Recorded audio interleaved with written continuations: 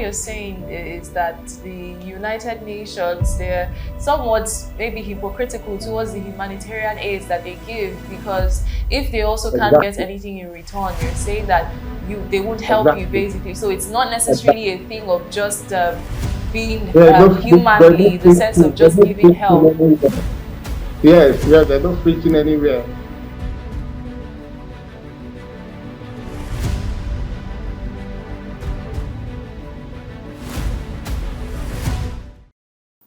Hello, and welcome to another episode of On Right, Crime, and Justice.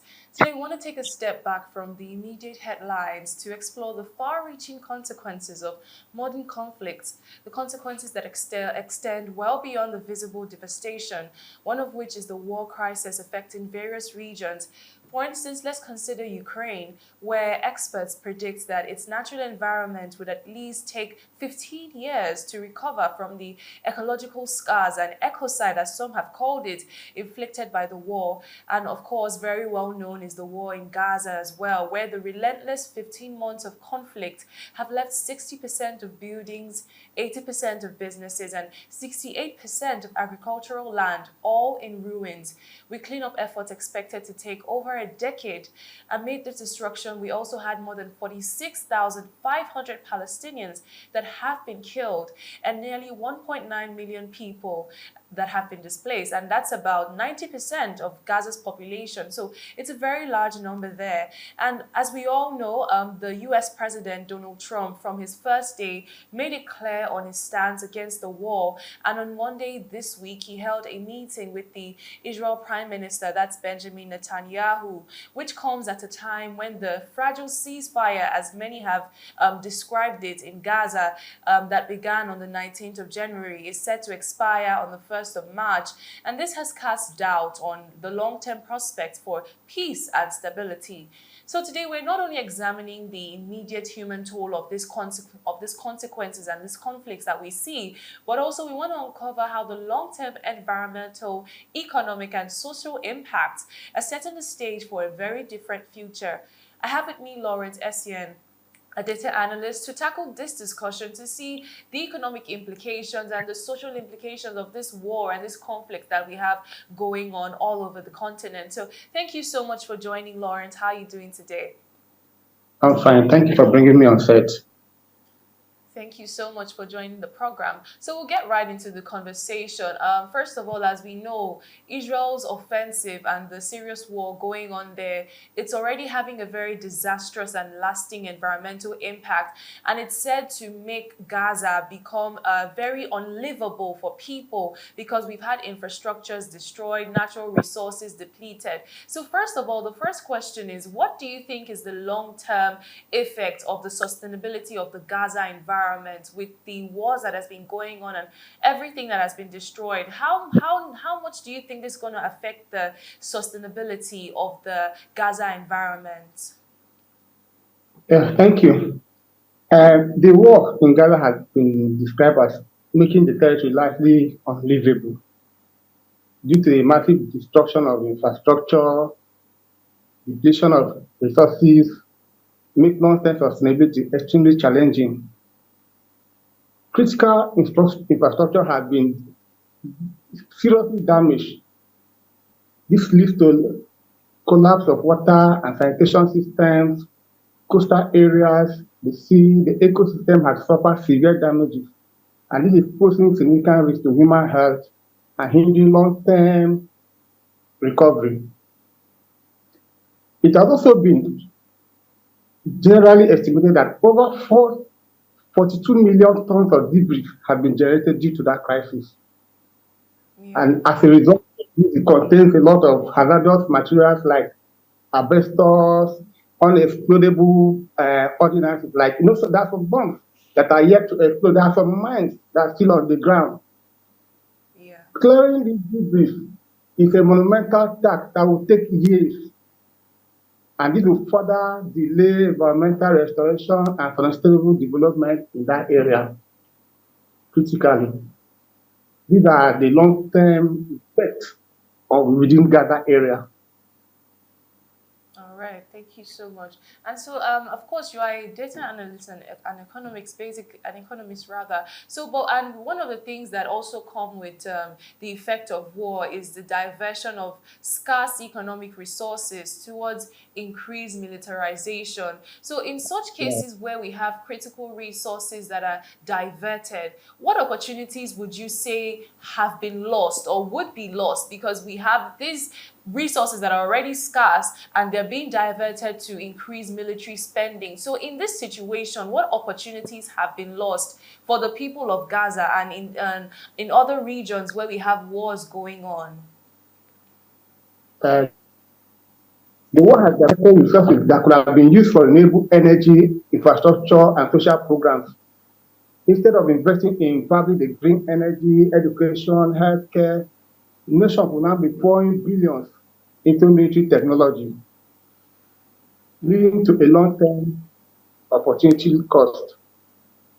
So looking further, those resources that are allocated to military operation could have otherwise support infrastructure, improvement and social programs. And this diversion result in missed opportunity of economic growth and environmental sustainability. Financially focused on warfare often leads to underinvestment in critical areas such as those education, healthcare, social welfare, green technology. There are a lot of areas that these resources, the funds could have been channeled to. But now, due to the war that are ongoing, most of those resources and funds are being targeted on military equipment. Yeah, very true. Okay, so now let's also look at the political aspect of it as well. Like I earlier mentioned, on Monday this week, we had the Israel Prime Minister visit the US President Donald Trump to discuss further negotiations on the ongoing conflict. Because, of course, we saw from the first day of Trump's office, he actually did mention his stance on wanting the war to end. But a lot of critics have said, I mean, examining how Trump works, how his administration works, a lot of critics have said that Trump only selectively emphasizes issues that align with his political agenda and downplaying humanitarian concerns. And that might not be so far-fetched because also when you look at the recent the recent plane crash that happened in Washington, Trump almost made it basically political without even trying to allude to the humans that have lost their lives and the people that have lost properties. But that's just by the wayside. So, but looking at the fact that Trump invited the prime minister to the US and they made discussions on it, do you actually think that this might just be a political game, or Trump is just trying to make use of this opportunity, or and we would call it selective engagement if we will? Or do you think that he's truly invested in what is going on? Does it just look to you like political opportunism and selective engagement? Mm, and it depends on how you look at it. To me, it's not other political engagement, and the other way around, it's also looking for a political solution to the Israeli-Gaza warfare. And you could understand that Israel are allies to the United States. Whoever would have been the president of the Mm-hmm. United States will also still take some steps to protect the Israel nation. Benjamin Nathan was there yesterday, or yesterday precisely in US. They came to an agreement. We could see Trump made a statement that he intend making Gaza prefer United States taking over the Gaza streets. You understand? Also advising the neighbors in the eastern region, they should be able to inhabit some of the Palestine in their own cities so that they will be able to reconstruct Gaza to be livable again. And the process of constructing Gaza will take at least 10 years. If you look at Gaza today, it is not habitable. Critical infrastructure has been Mm-hmm. destroyed. There are still military mines that are on the ground. Understand? So there is not even good sanitation system is not at the moment in Gaza. So he's advising that all other nations should be able to absorb the Palestinians and allow Gaza to be free for them to reconstruct Gaza to be a city that is habitable. You could also view it politically in the sense that in the process of working on Gaza for the next maybe 10, 15 years, there will be peace through other moments. There will be peace in that region. And if there's peace in Gaza, definitely within the region, there will be regional peace. And Americans themselves, they don't engage in a warfare that they don't have probably what they will take back home. Nobody engaging in warfare that you won't take back home. As long as they're in Gaza, definitely there's something definitely they need within that region. All right, thank you so much, Lawrence. Now, aside Gaza, we also have wars in the Ukraine as well going on. And one of the things that I want to pick from that is that, of course, like you earlier alluded to, that one of the effects of the money that would be going to militarization is that we won't be able to invest in more renewable investment, renewable energy sources. But now, looking at the war that's going on in Ukraine, of course, we know how much of a role Ukraine plays when it comes to global energy. And then we see that through this war, Ukraine has contributed significantly to rising global energy costs. But on the other hand, some experts believe that this war in Ukraine may also hasten the energy transition, because when you look at it from the other side of it, they say it will be a more swift and easier step to take to move into renewable energy sources than to build the new gas pipelines that have been destroyed and terminals. So just looking at it from that aspect, do you think that somehow, ironically, this war could help speed up the energy transition by forcing nations to move away from fossil fuels? Do you think that that's something good that just might come off out of it? Yes. If you look at the war has driven fossil fuel, has driven away fossil fuel, forcing Europe to accelerate into transition to renewable energy. While painfully in a short time, it could push nations to develop independent energy faster. That one we talk of the renewable energy. However, the global reliance on fossil fuel has significantly dropped. But not all nations can afford the swift shift to renewable energy due to cost. But the war in Ukraine has significantly disrupted global energy markets, leading to increased energy costs. However, this disruption has also accelerated the push for renewable energy as nation seeks to reduce dependency on fossil fuel. If you look at the International Energy Agency, you know that the crisis has prompted countries to enhance energy security by investing in locally produced renewable energy, involving energy efficiency, diversity from the main energy source. Like if you could look at instance in Nigeria, due to that crisis, you could observe that the the energy cost has gone so high. Within our own country, we had also looked for a way of diversing, cutting costs, moving from fossil fuel to gas, which is also a more lucrative way, a more renewable way. Because also say most people are also going into using more solar farms, solar plants to power their houses, to power their offices. So it has helped a lot. It has helped a lot, though it's probably in the short term, and most countries will not be able to switch into renewable energy so fast due to cost. All right, thank you so much for that, Lawrence. We'll go on a short break now, and when we come back, we'll look into another turn of devastating events that is going on in Sudan. So don't go anywhere, we'll be right back.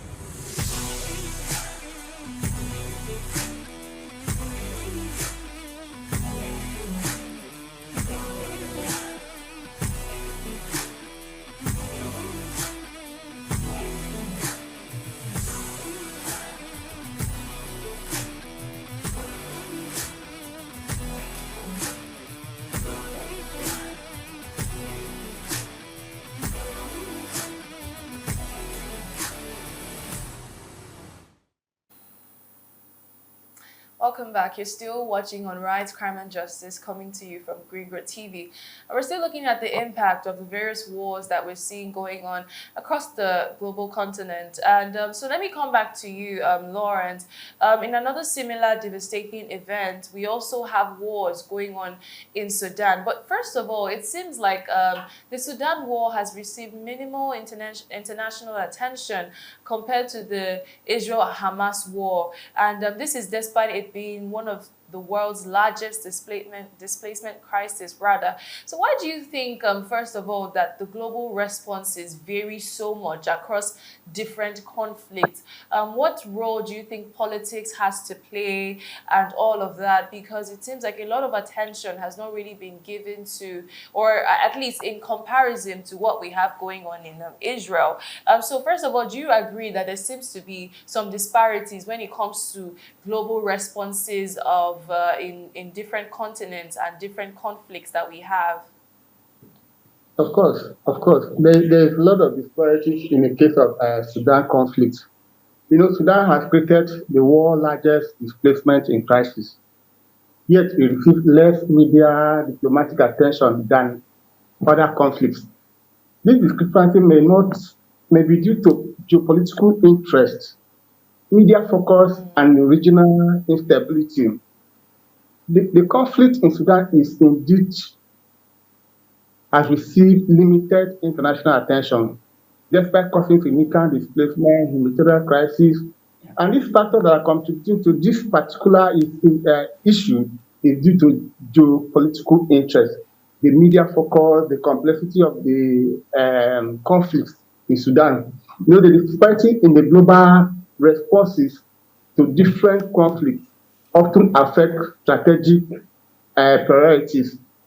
You also observe that the resources interest in Sudan and the international alliances, who are their allies, who are they associated with, all this leads to inconsistency in humanitarian engagement. If for example, Sudan is not an ally of the United States, it should not be pushed by UN to offer more humanitarian engagement towards Sudan, knowing that US is a major player in UN, or US is a major financial donor in WHO. So if you are not an alliance to those big nations, it is very difficult, you understand, for you to be able to push humanitarian engagement towards your region.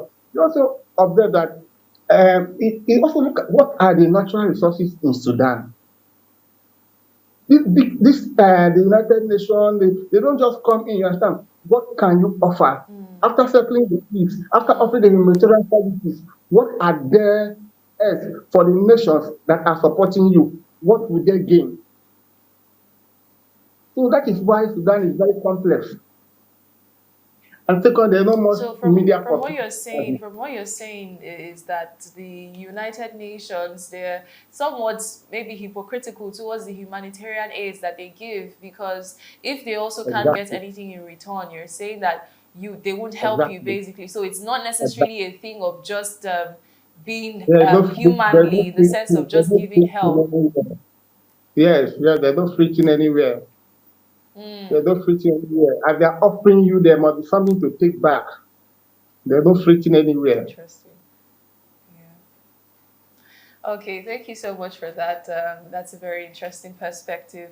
And I mean, still looking at the destruction that we've seen in Sudan, and knowing that, of course, they've received limited aid and limited help. What are the long-term economic survival? How long? I mean, what do you think would be the effects in the long run of their economy? Looking at the fact that they have lost a lot and they're hardly even gaining much back because they're not receiving as much help. And so how do you think they can help themselves? Like you've said, obviously, it's a thing of, okay, you give what you get. And so if it's as though they might not have as much to give, how do you think they can help themselves? How do you think even we as Africans can come together to strategically place ourselves to be independent enough to, move past requiring so much foreign aid, especially in times of conflict? What do you think needs to be done differently?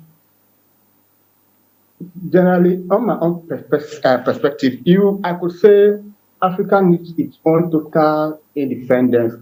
Africa is naturally blessed. The only challenges we have in Africa is the diversity. Diversity that everybody wants to stand on its own. Every country wants to stand on its own. Mm, If African Union could come together, the issue in Sudan would be a forgotten issue. There will be no conflict in Sudan. There's no need of South Sudan and the rest. You understand? It's just a political solution. You put your heads together and come together.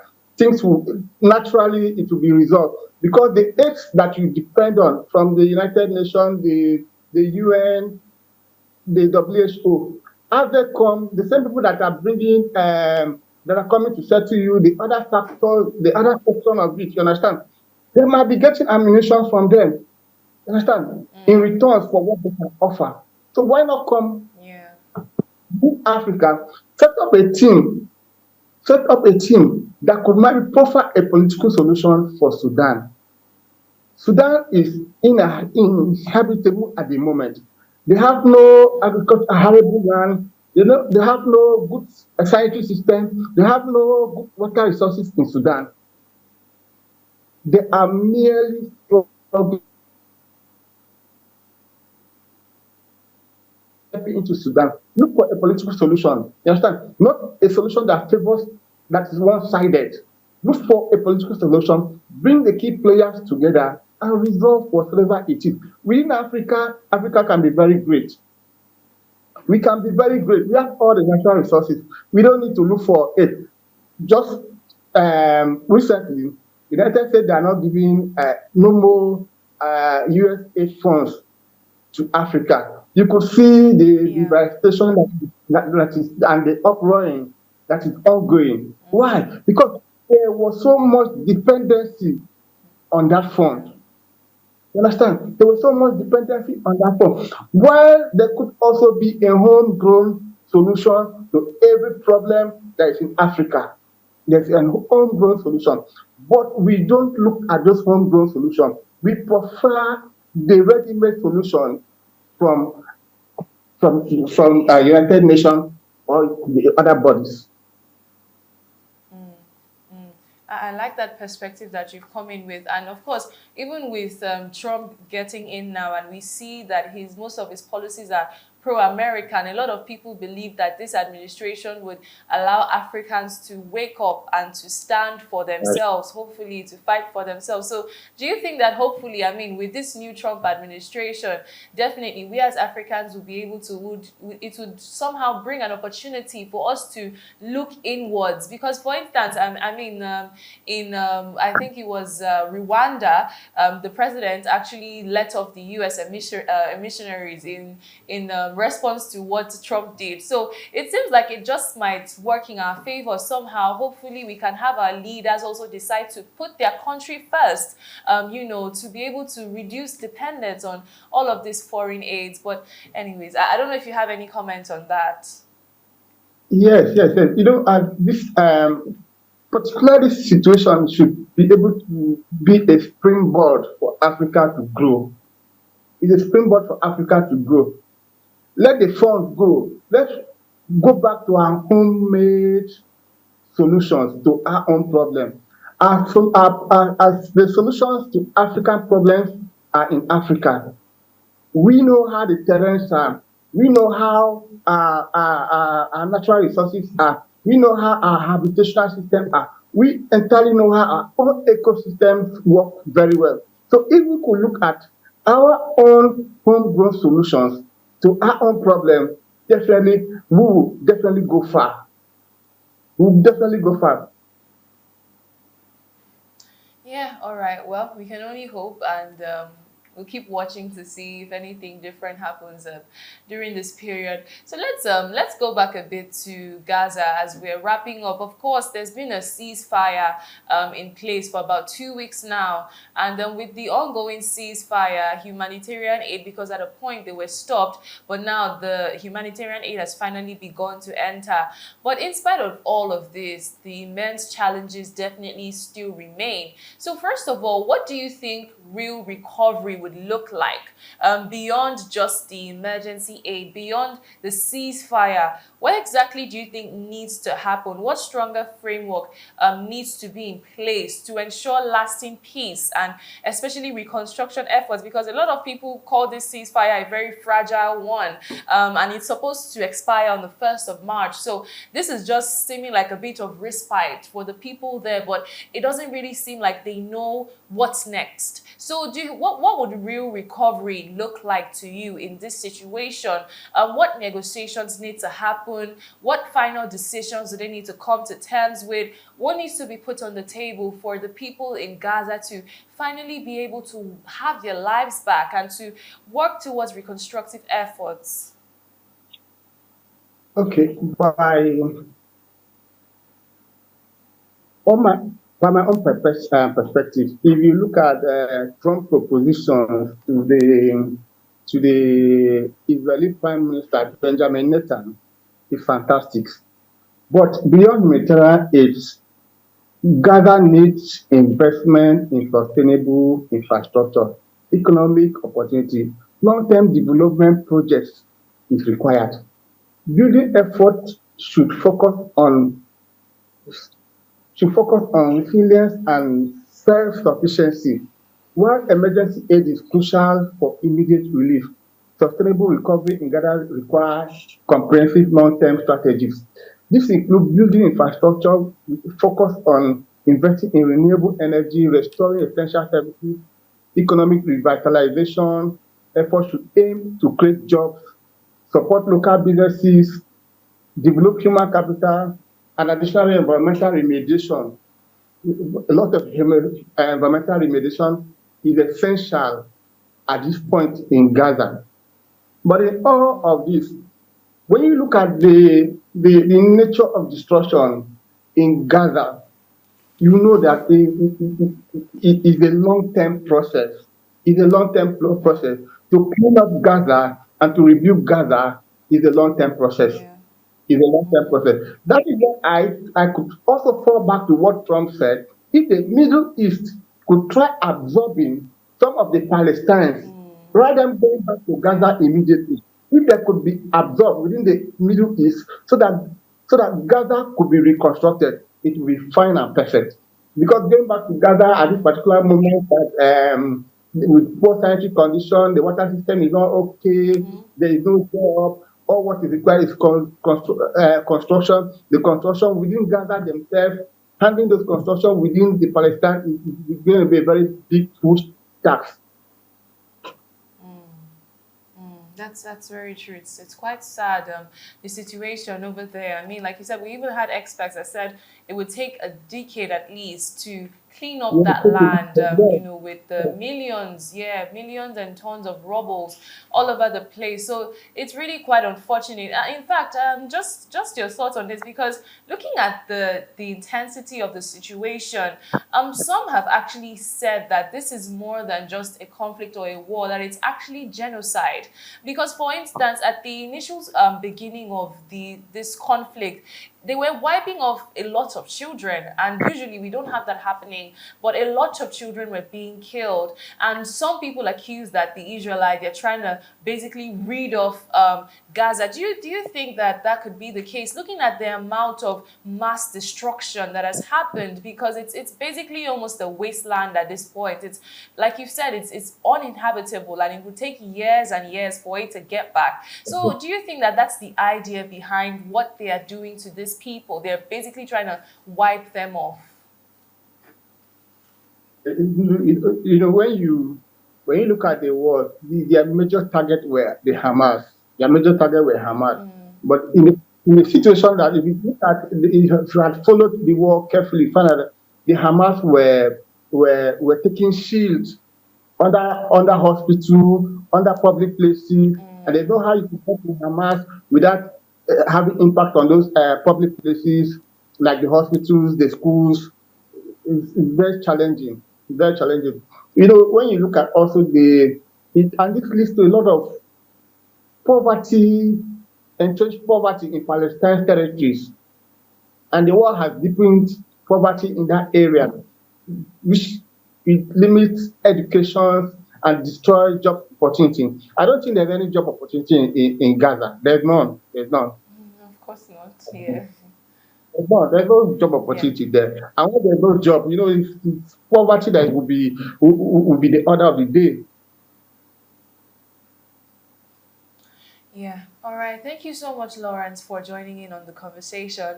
Thank you so much for joining the program. It was good to have you. Thank you.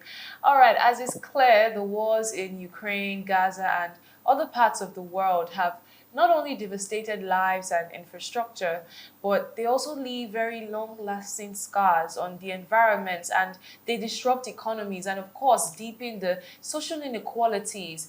With the fragile ceasefires that we have going on now and the uncertain prospects for lasting peace, the global community must confront the reality that these wars are not just isolated tragedies, but they're part of a broader interlinked system. Our hearts and prayers are with everyone who has lost properties and families in this war, and not just the one in Gaza, but the Sudan, Ukraine, and every other part of the continent that we have wars going on. That's a wrap on today's program. Many thanks for watching. I'm Tony Okubanjo. Be sure to leave your comments and let us know what more you think you need to see done to end this situation that we have in all of these places. So thank you so much for joining. It's bye for now.